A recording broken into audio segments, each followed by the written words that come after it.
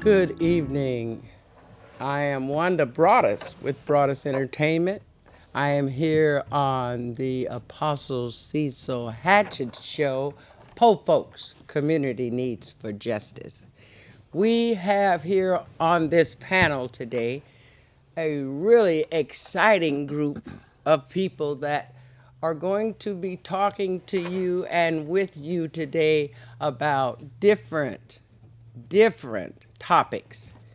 Our community, I feel, needs to be talking about what's going on and or what is not going on. Po folks, Community Needs for Justice, would like for you to be able to call in today on the phone. The number will come up on your screen, and you'll be able to call in and ask the panel questions. Any questions you may think of, because you know we can think of some questions. So let's relax and sit back and ask questions. Give us a call. Your panel is going to be given to you by my co-host, Ty Alavera. Thank you very much, Wanda. It's a pleasure to be with you today, coming from Portland, Oregon. We have guests today coming to you all the way from Corvallis, Oregon. I'd like to introduce you to Dr. Calvin O.L. Henry. He is the leader of the Oregon Assembly for Black Affairs, founded in April of 1977. Dr. Henry is here to talk to us about the Oregon Assembly and the Oregon Legal Shield. Now, Dr. Henry, we'd be very much appreciate if you would tell us a little bit about what Legal Shield does and the Oregon Affairs Assembly. Good afternoon. It's a pleasure to be here with you today to discuss some issues that we are involved with. I'm president of the Oregon Assembly for Black Affairs, which started in 1977, primarily because of when our political and economic voices in Oregon was at a minimum. We thought maybe it would be better if we began to share our perspectives with each other and share them with the people who are making decisions that are affecting our life, the legislature and the local governmental units. And the Oregon Assembly for Black Affairs is committed to improving the status of blacks in a number of areas, meaning political, socially, economically, educational, and legal in many aspects.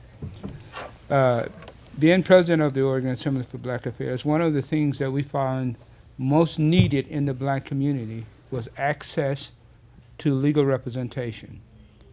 And when we went to the legislature to ask them to change some of the duties of the attorneys, we ran into a roadblock. But we did find an organization that was doing things that were similar to what the Oregon Assembly for Black Affairs wanted to do for legal representation for blacks in the state of Oregon. We found that at the time, Prepaid Legal was willing to do some things that would make a difference for us in Oregon. And later it became known as Legal Shield. Legal Shield is a new way of dealing with the political reality of how law enforcement or how access to justice is being done in the country. It's providing access to attorneys at a economical basis to individuals who wanted to become members of that organization. And as we get into discussion, I'll prepare a little bit more along the line. But most important, I'm here to share with you some of the information about the Oregon Assembly for Black Affairs and Legal Shield. I'm an independent associate with Legal Shield because I want every black in this state or every black in this nation, as well as other people, to have access to attorneys when they need it. So, Legal Shield provides access to attorneys and such when one becomes When one needs an attorney. when one needs an attorney, whether for civil matters or criminal matters. It covers all areas of law, of legal administration that you can run into. Okay, so is that done on a sliding scale as far as cost is concerned? Well, the cost of it is that people will join or will enroll in Legal Shield, and they have access to Legal Shield for for numerous issues to find out what their legal rights are. A lot of time people don't know what their legal rights are, and they don't know how to handle some situation. You become a member, and there's a certain thing over the membership that you'll be able to do, and then it'll provide some other opportunities too in the process. And one of the things that we try to do more than anything is Legal Shield will provide you access to an attorney so that you can be able to find out what your legal rights are, and then it will provide some other activities for you. So more than an on-the-spot type response, it is a membership Yes. type organization where you buy into it and then receive the benefits from it, both informationally and access to an attorney. Yeah, you have to enroll in it, and when you become a Legal Shield member, you have access to preventive law, you have access to traffic protection. You'll also have an opportunity for some lawsuits that will be brought to you. You have some IRS assistance available to you, and almost for any type of situation that you find yourself in. So this is, again, encouraging the community to be proactive as Rather opposed than- to being reactive. That is correct. It is easy for people to be able to have a peace of mind when they find out that they have access to attorney when they need it. A lot of time people jump up, I'm going to get my attorney. But when you get your attorney, you find that you can't find an attorney. We have seen a number of situations that happen in Portland, Oregon, where people jump up and say to the situation they find themselves in, I'm going to get my attorney. But the next time they come around, they can't find an attorney who would take their case for any number of reasons. Right. And but Legal Shield will make sure that you have access to an attorney for as low as $20 a month if you wanted to be able to get that service available to you. And That's super. I couldn't believe that. When I heard that, I was just because there are so many black people, white people, anybody that needs an attorney needs to see Legal Shield, because all I've ever known is public defender. Get a public defender, don't cost you nothing. Don't cost you nothing, so get one. But if you get a public defender, he's not gonna do anything for you. He don't care about you. He's not gonna represent you. He's not gonna do anything for you. And I know that by experience from years back. And I'm sure they're training the same kind of public defenders they were training then that don't do nothing for you. But Legal Shield sounds like I could get an attorney, a real attorney that's going to do something for me, the person. well, the attorney, Legal Shield has in each state. You have a law firm that's been hired by Legal Shield to provide service to all the members of that state who is a member of Legal Shield. Now, it's the key thing to keep in mind is that you're changing the way things are done. And my encouragement particularly to the black community and others, and we, through the Oregon Assembly for Black Affairs, we're out there reaching out to everybody. But the point we have often made, you have to plan for the day when you need legal representation. If you don't plan today for the day you need it, and when you need it, you may not get it. That's right. We're not here to I'm not trying to criticize the other attorneys that are available out there, but oftentimes I say to people, would you rather pay $300 a year or $300 an hour? In many instances, when you begin to get the service from Legal Shield, you can find what your rights are. If you don't know your rights, you can't defend them. You can't right. protect them. But the first thing you need to know is what rights do you have, whether it's whatever the issue that you're talking about. The first portion is to tell you what your rights are, and that's in itself worth something to That's you, right. much more than anything It's else. worth your life. Yeah, You cannot utilize your rights. You cannot access your rights. if you don't know what they You are. cannot stand on your rights. And you know, this is like using an insurance policy. That's right. That's You correct. can't drive around on the road and expect someone to fix your car when you're in an accident. Have you not been paying in the premiums? Right. That's right. So again, I reiterate, you know, being proactive as opposed to being reactive. That's correct. Well, that's a great summation of that, and I thank you for that, and we'll include you as we go along. At this time, I'd like to introduce you to Emmanuel Price. He's going to talk to you about second chances are for everyone. This is a very enthusiastic young man in our community, and this is Emmanuel Price. Thank you. Hello, everybody. First of all, I'd like to say glad to be on a panel with veterans and very knowledgeable people. So thanks for the invite, and thank you, Brother Cecil, for allowing me to come today and speak. So yeah, my name is Emmanuel Price, and I created SCAFE, which stands for Second Chances Are for Everyone. It is a new charity nonprofit organization. The mission and vision are quite the same, but just to break it down and give you a quick synopsis of it, we aim to employ, educate, and empower men with felony backgrounds. So some of our areas are mock interviewing, resume writing and cover letter building. We also have a component to where we donate suits to men, any type of business type apparel, so they can go to their interview and put their best foot forward and not have to worry about how they look. We reduce that barrier.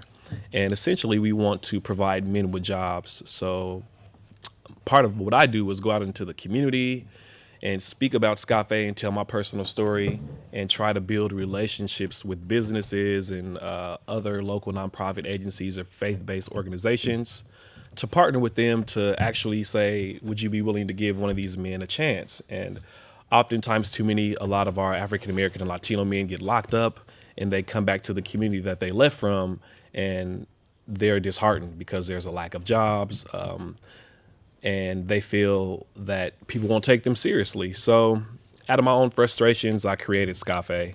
And part of what I do is giving back to the community in addition to, I do mentoring on the side. So I kind of share my story with the young guys that I mentor and just kind of have wraparound services. And for the services that I don't offer, I'll resource them out to different community agencies. So When you were in high school here in Portland, weren't you a pretty good student? I went to Grant High School, GHS.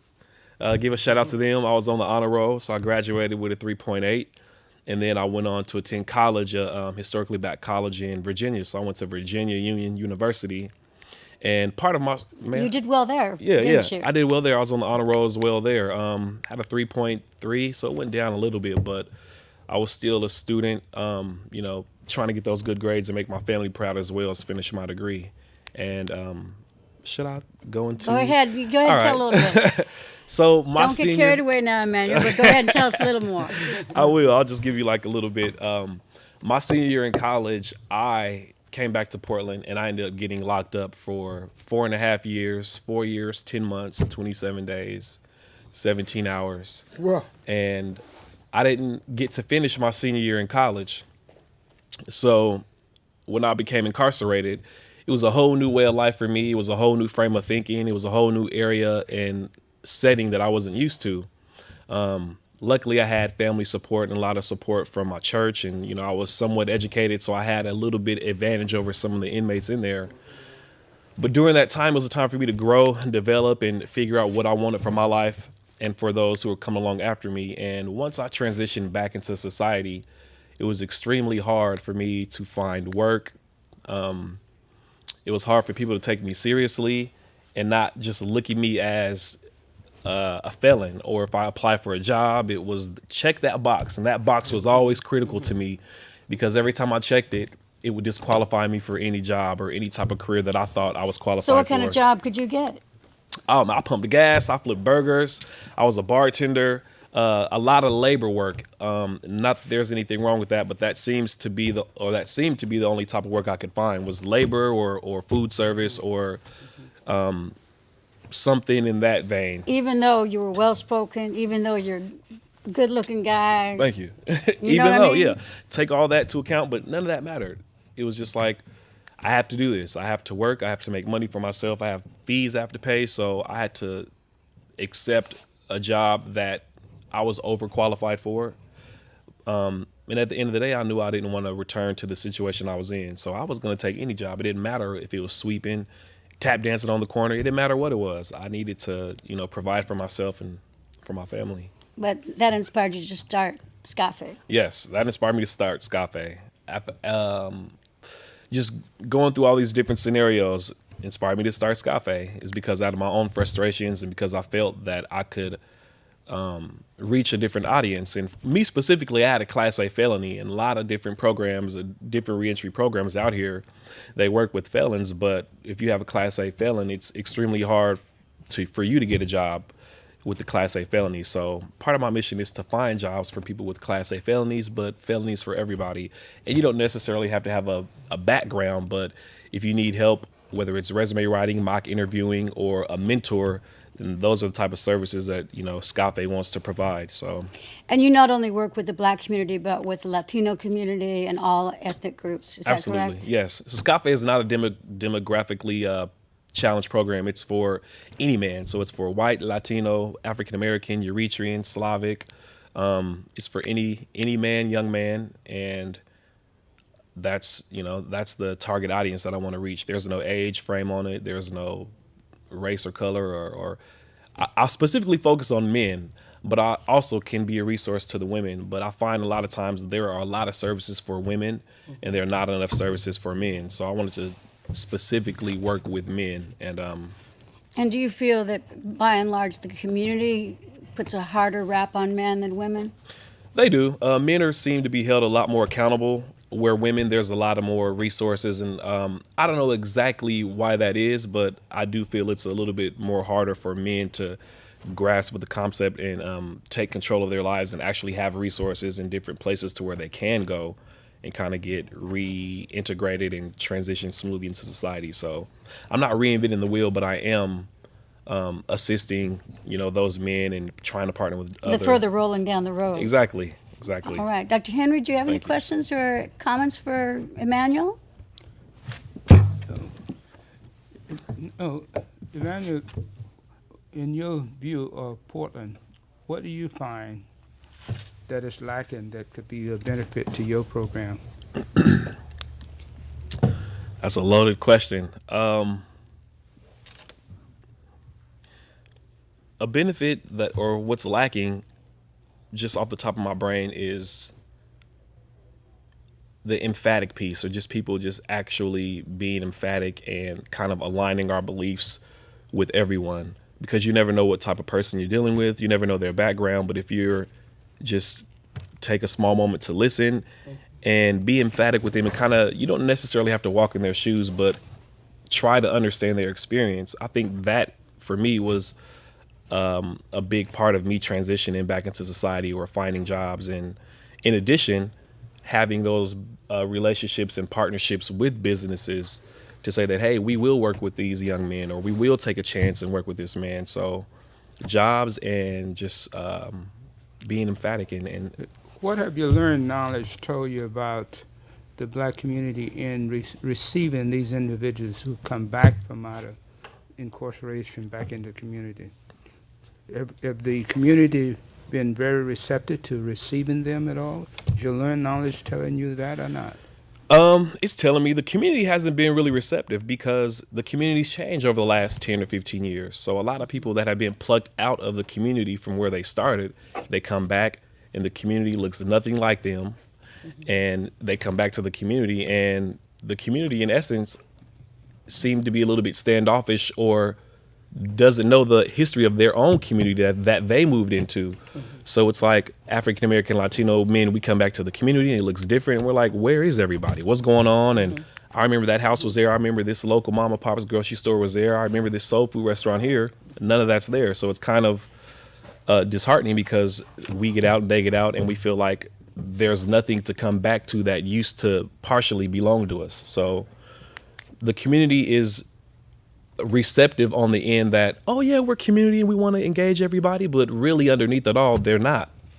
And we need to do better. It's not something I can do by myself. It's a collective effort from everybody. And if we are a community and we want to help and be sustainable and help everyone, then we should really fall back on those words and put our money where our mouth is and actually help these young men and be receptive. What we try to do with the Oregon Assembly for Black Affairs, we know that whatever we do to benefit Black Americans, or Black Oregonians, benefit all Oregonians. A lot of times we don't come from our own strength to help each other, and we necessarily need to be able to do that aspect. As we reach out to our community across the occupational lines that we find, it would be beneficial for people to take stock of their learned knowledge, to help people grow, to be able to see what we necessarily need to be able to help our community. And generally, we don't do that as much as we like. We don't see that as much as we like. And hopefully, as we talk about these issues that affect the community, it will come to bear a great deal on what is happening. And I think sometimes we need to let people know that we are interested in their learned knowledge about what's really happening, because we see a lot of things that are happening in our community that we don't want to pay attention. See, our learned knowledge tell me and tell others that we need access to legal representation. But when we come back to talk to our community act like we don't need it. Right. And then all of a sudden, when we run into individuals who come back to our community, who understand some of the things that are happening, that they find themselves at a loss to be able to deal with these issues, and our community need to deal with them a lot more. I don't believe that we deal with our issues. I don't know what happened to where we stopped dealing with our issues. But we, just like they came into our community and wiped it all out, right in front of us.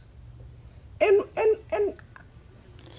I don't know, where was our leaders? Did we have any? But What happened? who is they? That our community, us. I did what I could do, and it wasn't nothing, because it was already like wiped away, just like our school. You're talking about regentification. Yes, it just came in and did what it did, and it was no more. Just like our schools, they come in, they do what they gonna do. You can't stop them. How can we stop them? What can we do? And you're to talking about stop city 'em? planning? City planning, all of it, any of it. I don't care who did it. It has been done. But don't you think it's important for us to know who they is, so we'll be able to Yes, give sir. Oftentimes we don't talk about who they. Right. Because we Is. don't know. We don't know. That's what I'm saying. We don't know who they are. But How did we find out who they are? How do we find out? I think we are the they, Thank you. as I would say, That's what I because before you can, I don't know if you want to introduce Please, me. Lorraine Introduce me. Smith. But it's very interesting. And this young man, whoever's watching, if they do not contact this young man, we are the they, and the they is going to keep us going thy way.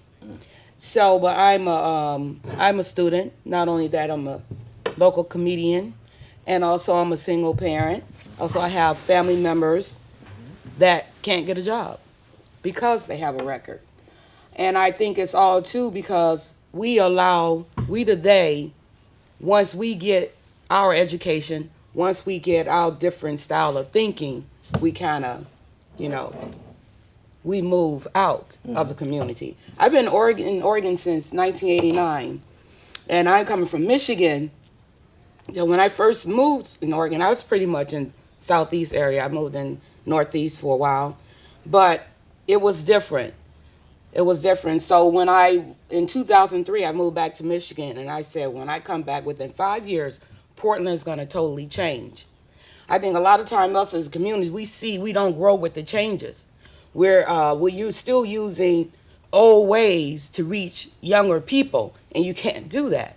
So you have to go with the times, using Facebook, utilize all the media, texting, sorry about that, text messaging, going to the community colleges, putting up flyers and saying that, hey, this is what we have in the community, going even to the jails, networking with the people in the jails and the prison, so people will have something to come out of. When they come out, they can have those resources. As far as the black community, I'm for everybody, but my first passion is to educate myself and educate my people. I just choose a different medium. Mine is more laughter and just old school teaching. So, but we don't have a lot of black leaders that I know of that are getting out here talking to the young people, going to the colleges. I've been to Mount Hood. I graduated from Mount Hood. And when I went and I was there in 2007, I can probably count how many black people I've seen, of women, including men. And now the college has increased, and a lot of men that are going to school, as well as women, of African American women and men, they're coming out of the system. So because they say now you need to go to school. You go to school, but what are you going to do when you get out of school? It's still going to be hard for you you may have a degree, but it's still going to be hard for you to get a job with that felony. So we're just pretty much just setting them up to be educated fools and setting them up for failure. So resources like what he has, and also for the legal shield, that's important. I used to have a service like that, but it was one of y'all competitors. And I'm glad that I did have it. But now, since I know there's other things that's going on too, I'll be talking to you, because you never know. And the more you know, the better you can. The better, the more materials you have, the more you know, you get out, you have a better chance for succeeding. Let me ask you this question. I've come to Portland a number of times, and I've gone to some of the churches, and I find a lot of women in the church. But how do the churches help these women with those children that they're having? How are we asking the leaders of these churches to help this community? Who are you asking? I'm asking the General panel. Oh, well, I grew up in the church, and I'm the kind of person, as far as me, we do a lot of talking. We do a lot of preaching, but we don't do a lot of, hey, what do you really need? You know, a lot of people that are in the church, they're coming out of the system. They're coming out of the jails. They're coming wherever they are, and they're coming back to a situation that is different. But they need to have all that stuff already in place once you get out. Now, I've never been to prison. Don't ever want to go. And I don't ever want to go. It's okay. I can watch it on the movie. But I don't understand. I'm just totally baffled, because there are no resources. But you hear advertisement, oh, well, you can get this job, or, hey, we have this available. But what are resources? I have family members can't get a job. They have to do the burger thing. They have to do the grunt work that's going to set you up for failure in the long term. So we have to get companies that are willing to just individually base that person. What this person was like before he went in, how he is coming in. But also people that are in the system must take care of themselves. You got yourself there, unless you calling your friends that got you there. You be like, hey, Ray, you got me in jail. You better have a job when I get out.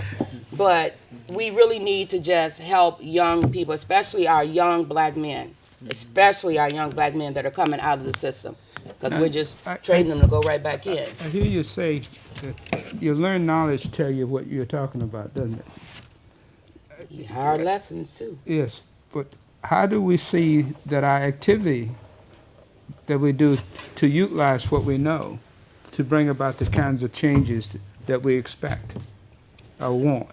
Are we doing that? Do we see that happening in our community? I don't.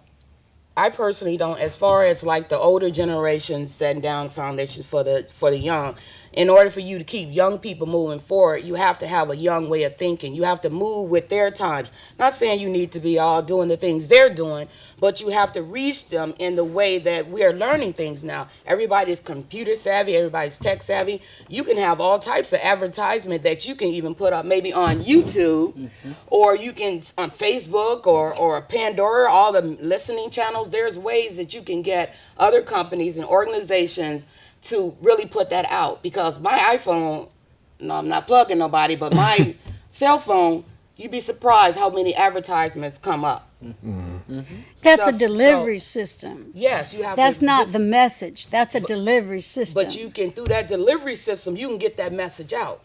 This is true, but I think Dr. Henry is looking for the actual message, and for what needs to be said, and who is saying it, and who will be heard.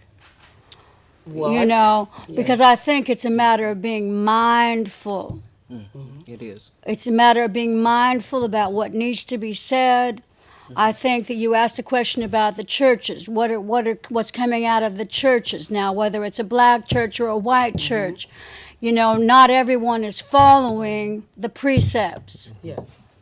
Okay? Exactly. Now, whether you're a Muslim or a Christian, I had the pleasure of attending the Masjid on the first, starting out the Black History Month. Now, I'm a Christian. I went to the Muslim prayer service. Amazing how similar the teachings, although separate and different. Okay? Still asking our people to be prayerful. Still asking our people to be good citizens. These things are common ground.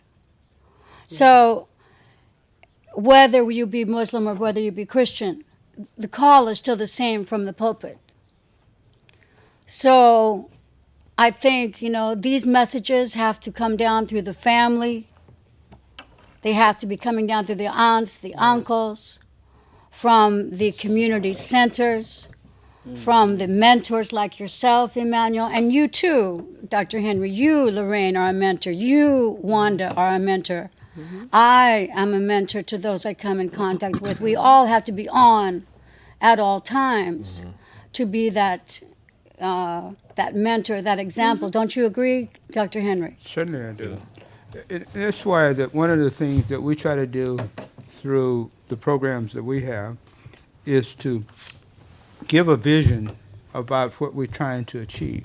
Every other year, the Oregon Assembly for Black Affairs put forth a Oregon Black Political Convention. And out of that convention, we derived a number of issues that affects the community across the board. Again, remember the thing that we say, what benefit black Oregonians benefit all Oregonians. Yeah. Now, our strength comes from dealing with our community outward, rather than try to deal from outward inward, and so that people will have some respect for themselves if we're going to achieve some things. But the thing that we try to do more than anything in that process is learn the issues that affect our community and how that we can affect change to bring that to bring the kind of change that we desire. But if we don't understand process, one of the biggest things that I have found is that a lot of time we don't understand process. When we begin to talk about how the community is changing, then we won't look about why it's changing, and we don't look at what's the status of the community before it starts changing. Now, Right. people are talking about housing in Portland and housing elsewhere. Oftentimes, our community has not been looking at what the kind of housing exist. When I first came to Oregon, one of the things I took notice of is that most of the people lived in the state then owned the houses that they lived in. Yes. Now, when people began to see the change take place, they didn't understand why it was changing and why it was difficult for them to maintain where they are, because the mere fact they didn't own the houses that they lived in. And I know for a long period of time you couldn't buy houses in Oregon, but that's changed somewhat. But at the same time, the community didn't help the people of the community change. And that's the thing that we got to be willing to do. Take that what we know and begin to develop the activities that will get us to the point where we want to go. And we can look at every aspect of what's happening. We look at right now what is going on in our schools. And the young people are generally not being taught the things that they necessarily need to be productive citizens in the community. right. I often say that one of the biggest farm home for the state penitentiary is the Portland School District to a large degree.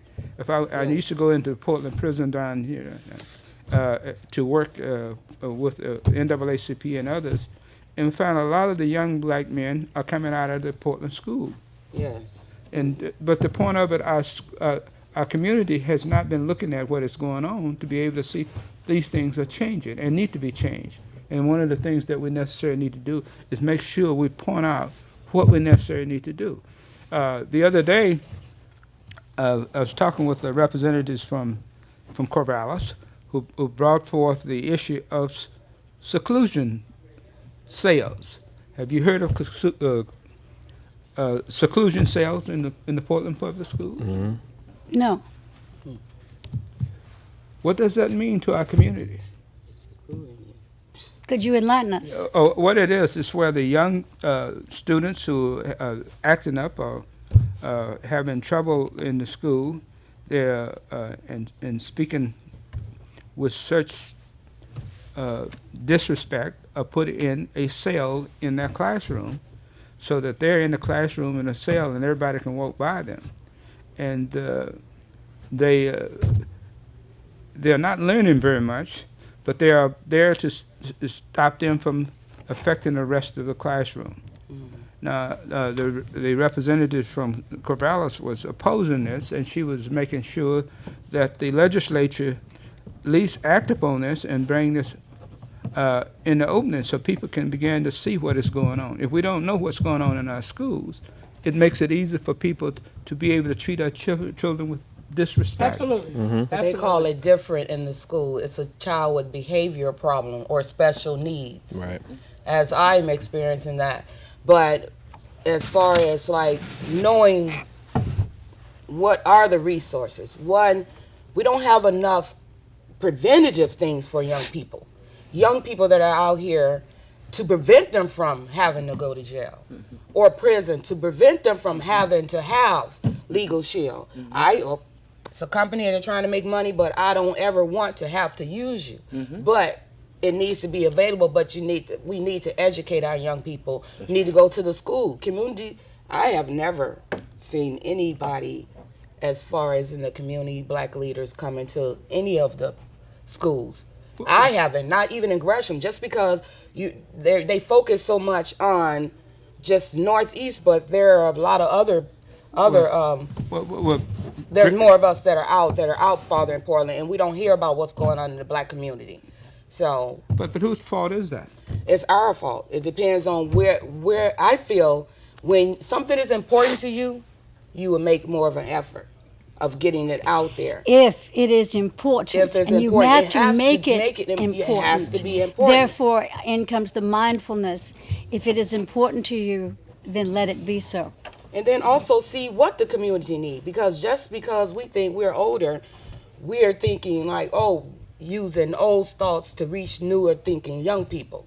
You have to kind of you have to at least know what their needs are, what they need, what kind of services they need when they're having breakdowns or they're in gang situations or they're heading towards to going It may to not prison. always require new thinking. It sometimes just requires new packaging. It requires that, but I think it requires a different terminology of thinking. I should say. Absolutely, absolutely. Because we can't a lot of people are not just brought up in the church, so a lot of people, you can reach some people in that sense, but I feel you should reach them more on a human level, that hey, I'm a human like you. It has nothing to do with my beliefs. Because Understood. as far as the churches are concerned, I've seen churches that turn away from people, and they don't do a lot for the community. They don't do a lot for people that are coming out incarcerated. We shun the people that are out, that are incarcerated, even our people, even our own relatives. That is not God's way. That is But the church's way. But that's the community. I'm speaking on the community. So what should the community do? The church is the community, isn't it?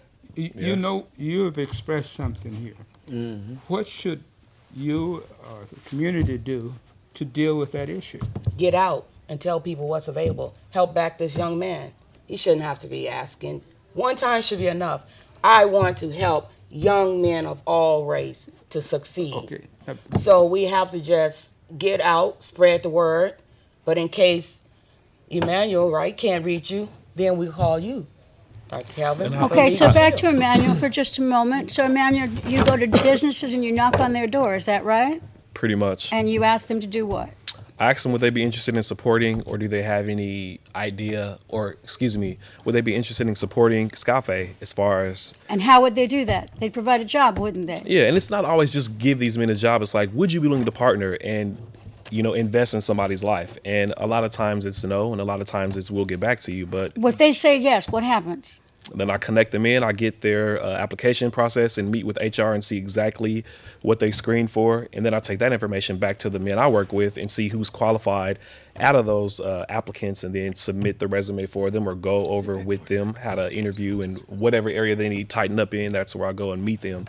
And I think in all of this conversation, we all have to go and meet these young people, and our elders, we need to go and meet them where they're at. If it's coming from the church or the pulpit, the ministers and pastors and evangelists, we need to go into the community and meet these young people where they're at, because so many times we give a good message about love and godliness and so on and so forth. But when it comes down to it, I don't want to say all, but some leaders or church figures don't necessarily know how to get into the community, or they won't go into the trenches or to the hoods and the barrios, trenches. right, to meet trenches. these young men and women who may not look or act or talk like them or dress like them. So what if their pants are sagging? Tell them to pull them up, and then you give them some information. Have you Well, invited then you these can leave people? those pants right have. where they're at. Can we have a timeout for a second? Sure. First, I'd like to say this is Apostle Cecil Hatchett's program. This is Poor Folks Community Needs for Justice. We are here with a wonderful panel today. We're going to continue. I am Wanda Broadus with Broadus Entertainment. We have Ty Oliveira co-hosting today, so you may continue. All right, back to it. Down in the trenches is where we were, The trenches. meeting them where they're at. Yes. Yeah. That's where you have to go sometimes, because somebody can always articulate it better than I can, or somebody can always reach a different audience rather than we can. So But you go to them where they're at. And Yeah, I don't mind. That's the point. I like- And so, the joyous moment is when you get that business person to say, yes, I will work with you. yes, that's such an amazing feeling. It's a great feeling, because it not only lets me know that they're invested in the community, but that they're also willing to take a second chance on men who may even need a first chance. So See, the community is not just the church. no, And it's not just this or that. It's everybody. it's that everybody. village. Yes. That village. It they is used to that talk village, about. it is that Yeah. tribe. It's every That's- person, every sexuality, every nationality, every religion, At the end of the day, I feel like there's only one God, and if it was up to me, love should just be the basic rule of everything. Absolutely. If you love and you treat everybody with respect, and it goes back to the golden rule. If I treat you how I want to be treated, if I treat you how I want to be treated, I shouldn't have no problems. And I'm not perfect, and oftentimes I do have to check myself sometimes, but at the end of the day, I still want to make sure that I'm being respected, and that I'm also not only receiving but giving something back. And I don't have all the answers. I evolve and I learn and I grow every day. We just had this conversation in the break room about still learning, all of us, about learning and growing and developing every day. And it's for me, it's just about having the information and distributing it to the right people, but also aligning my beliefs with others and being emphatic and not knowing that my way is the right way. Because clearly I got locked up my senior year of college. So obviously all the churching that I had and all the thank you, Jesus, and hallelujahs, that was good and great. But that just goes to show one wrong turn could really make a Right. big difference. It can. Years of difference. Years of It difference. can. And even your years of incarceration, that did not, your trouble did not end. Even Right. after you paid your debt to society, so to speak. Exactly. It continues, but the beauty of your story is that, you're taking that and you're trying to make a difference. Didn't you just get your 501? I did. Finally. Yes. I got it last. I You actually can got say it all on my that birthday. right now. I don't want to mess that up for you. Now, tell them. 501c3. There you go. So I'm officially a nonprofit, though I've been doing the work for about 5 or 6 years between here, Atlanta, Virginia. But I got it last year on my birthday. So that was a big challenge and a big celebration for me to actually say, now I can go and speak more about what I'm doing and what we're doing. because I don't want to misrepresent myself or the community. So I want to make sure that everything that I have is lined up in place, because I will get asked those questions. Do you have a 501c3? What's your business plan? How many people are you reaching? So how many people are you reaching right now? well, with this, hopefully I'm reaching all of Multnomah County, North and Northeast, East Portland, South, Salem, Gresham. So I'm reaching anyone. Like I said, it's not a program where it's just specifically for African American men. It's a program for everybody. And if I don't have the answer, I can resource you out to someone who may have it. And please contact me, via the web or however you can, because it's a resource program as well. So what I don't offer, I can. So, Emmanuel, why don't you go ahead and give out your number for Scafe? All right. It's 503-866-6520. And you can reach me email. It is info@scafe.org. So info@scafe.org. Very good, very Thank you. good. Now, we also need to let Dr. Henry give you the number for the Oregon Assembly for Black Affairs, Well, the or how to get a hold of you. The best way to get hold of the Oregon Assembly for Black Affairs is through our email, which is oaba@peak.org. And that's the best way in which to get in touch with us, because normally the numbers are generally the individual's number rather than somebody else. But the key thing is that I think when we have programs, it'd be good for people to come and participate in the program. Great, great. I think it sounds like a great thing. Wanda, is there anything else that you'd like us to cover today? Yeah.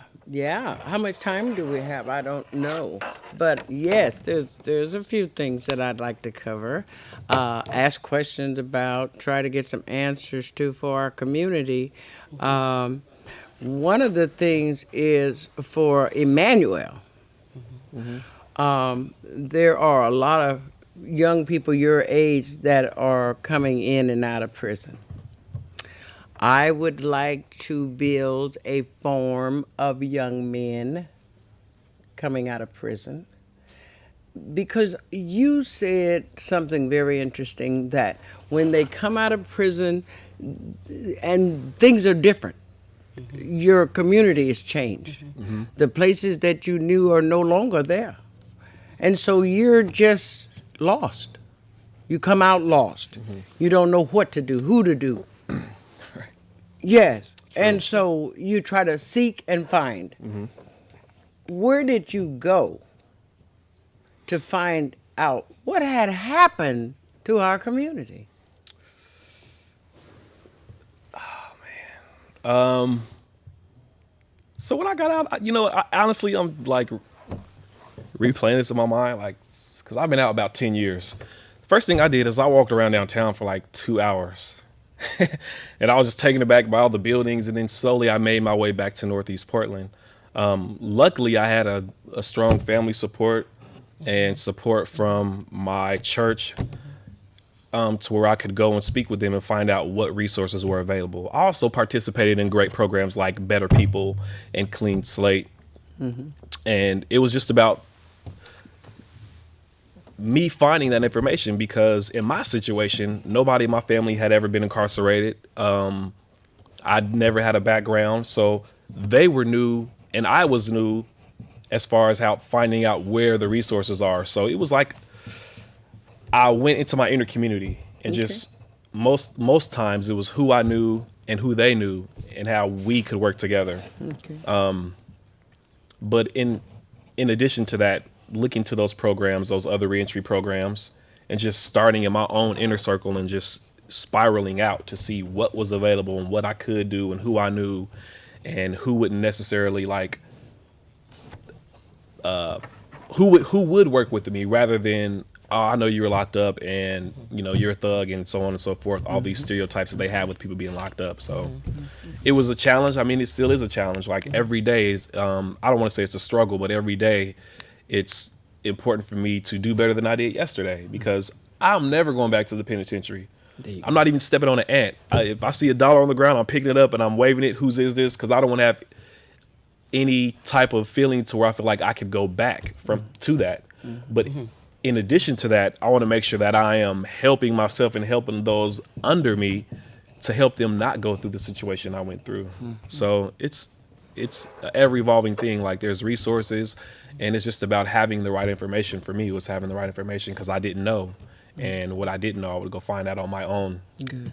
Well, I wanted to say something on that too, as far as how the community and how we as people, when people, anybody that's been to prison or anybody is in jail, you're automatically going to be afraid of them.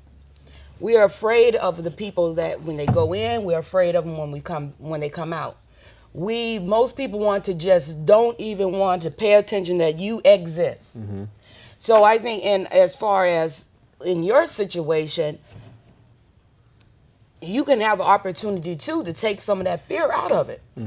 Going to, getting in with guys that been made choices that are, made bad decisions, that had some type of education when they went in, that you can probably work a lot quicker. You probably have to start, you wouldn't probably have to start so far down the line. That can have them going out, being in the community, speaking into school, going to the churches to try to ease some of that, where you feel that we're afraid of this That person and we fearfulness. won't want to, we don't want to get your job. We just want to get rid of you as quickly as possible. Right. Because that's what keeps us from helping the people that come out of the jail. Because we are afraid. We don't want to be bothered with them. We don't trust you. So, not saying, you know what I'm saying? No, I know- they I don't understand. trust you. Obviously, you did something wrong when you went to jail. So we don't trust you. I don't want to, how serious are you? And I'm quite sure you having the foundation that you do have, you're probably going up against a lot of people that have that fear. And sometimes you have to talk to people on a real level, like, listen, I know what you hear saying that, I've been to jail, I've been to prison, I've done this. That was then, this is now. And this is where I'm at now. Can you help me? If not, move on to the next person. Right. So we also have, I feel it's important to not pretend like you're coming out of jail. Yes, don't the scare you. community is going to change. You're being punished. So therefore, punished, you stay behind while everybody else move forward. But we also have to remember that when they come out, they have to move forward Right. as a whole That's right. together. That's but right. you have to also address that, hey, what are you afraid of, man? Are you afraid that, you're going to come out of prison, you might rob me, or you might, I give you a job. Even with as far as going back to middle school and high school, I think it starts there as well, because even how you spoke about how they have the I wrote it down here, how they're having they're locking kids up in school.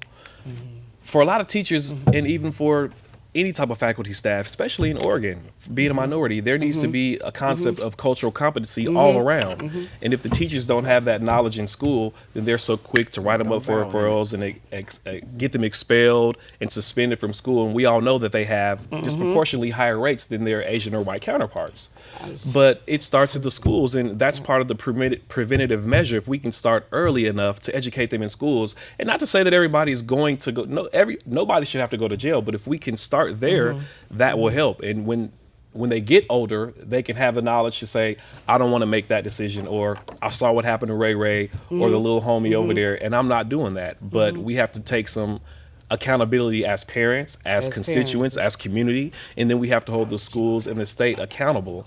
And I don't have the great answer how to do that, but I do know that's where it's going to start.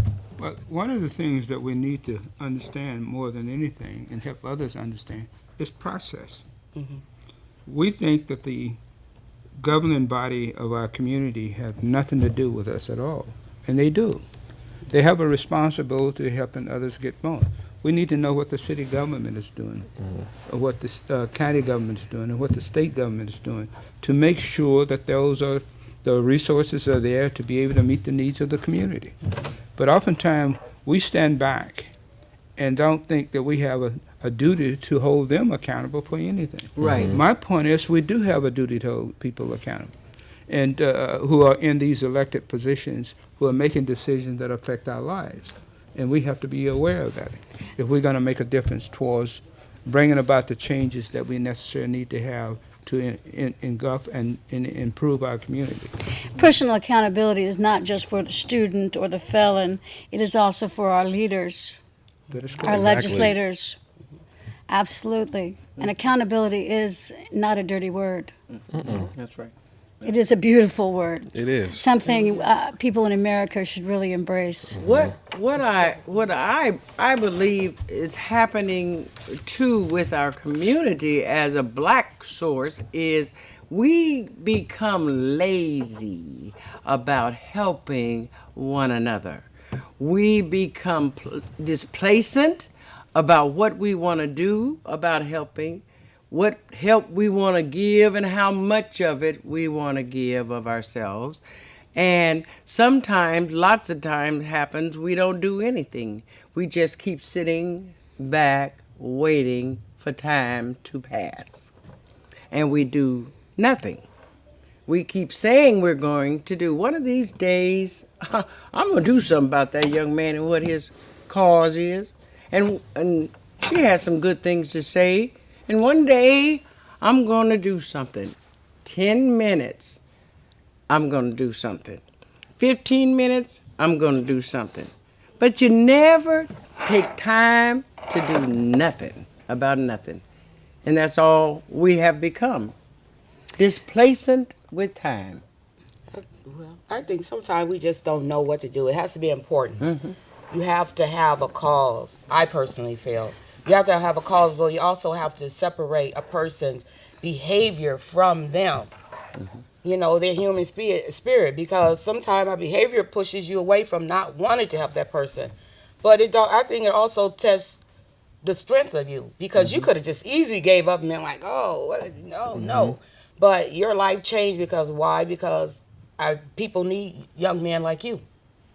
So, but we also have to take the fear out of them. A lot of us don't do anything. I'm dealing with my daughter being in school, and they're saying, oh, she has behavior issues.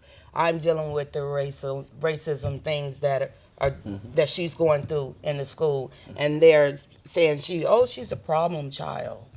Oh, she's aggressive, but other kids are not aggressive. Oh, trying to exclude her from the classroom. So I have a personal thing about Portland schools and everything, just from having the situations that I'm going through now.